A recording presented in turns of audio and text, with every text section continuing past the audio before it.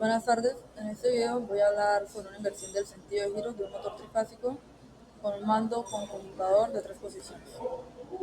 Podemos observar nuestros materiales, elementos que componen nuestro circuito, que es un interruptor magnetotérmico tripolar, un interruptor magnetotérmico monopolar, que vendrían siendo los disyuntores. Contamos con dos contactores, un relé térmico, dos indicadores luminosos y un conmutador rotativo. Aquí contamos con 3 indicadores luminosos, que dos son de marcha y uno vendría siendo de paro. El sentido de giro del campo giratorio de un motor trifásico depende de la sucesión de fases. Si ésta se inverte, intercambiando dos fases, el sentido de giro cambia. Se trata de una maniobra imprescindible para muchos tipos de máquinas. Se utilizan dos contactores, cada uno de los cuales suministra una de las sucesiones de fase al motor. Debido a esto, en la conexión del esquema de fuerza puede observarse que la activación simultánea de ambos contactores debe imposibilitarse, enclavamientos eléctricos y mecánicos, puesto que producirá un cortocircuito.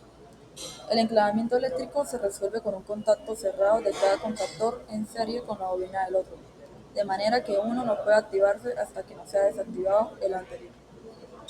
En este circuito se usa un conmutador monopolar para conseguir la activación de uno u otro contactor con una posición intermedia en la que no está activado ninguno, en paro. Es válido cuando solamente se necesita un punto de control y no existe ninguna otra automatización en el proceso realizado por el motor. Además, al tener la posición intermedia, garantiza a un enclavamiento más entre los contactores. Podemos observar nuestro circuito de control de potencia con nuestra línea de alimentación a 220 voltios que llega a nuestro disyuntor bipolar y alimenta nuestros dos contactores. Acá podemos observar la inversión de fases de giro.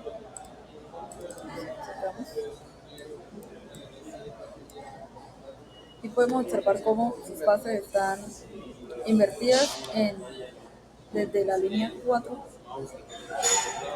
del contactor conecta a la línea 6 y vemos del contactor número 2 y vemos cómo del contactor número 2 sale la fase del terminal número 4 y este conecta al terminal número 6 del contactor número 1.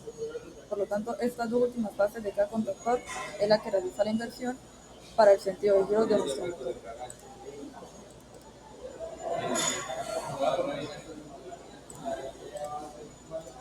Dicho esto, ponemos en funcionamiento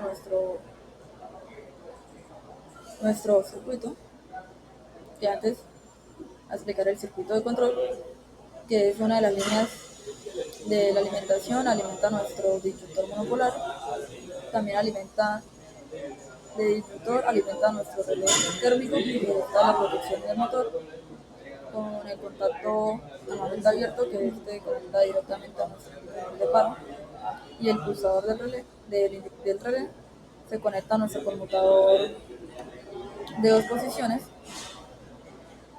que la posición 1 conecta al contactor número 1 y en la posición 2 conecta al contactor número 2. Entonces ahora sí ponemos en funcionamiento y activamos al contactor número 1, que vendría siendo el izquierdo. Entonces vemos cómo se cierran los contactos de nuestro contactor número 1, alimenta nuestra bobina y nuestro motor. Y en el circuito de control observamos cómo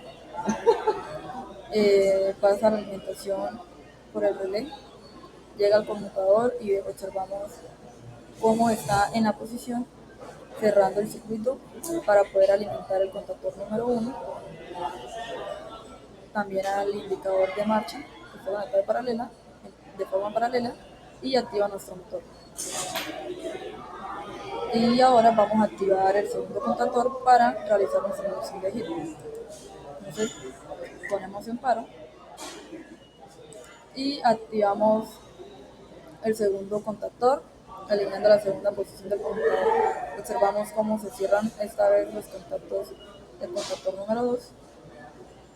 La posición del conmutador cambia y se cierra para alimentar el circuito de la bobina del contactor número 2 y el indicador de marcha de esta bobina.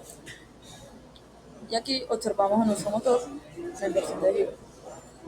Entonces cambiamos otra vez para observar la inversión de giro en nuestro motor.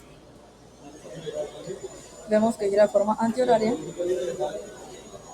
Desactivamos, activamos la segunda posición y ahora gira de forma horaria.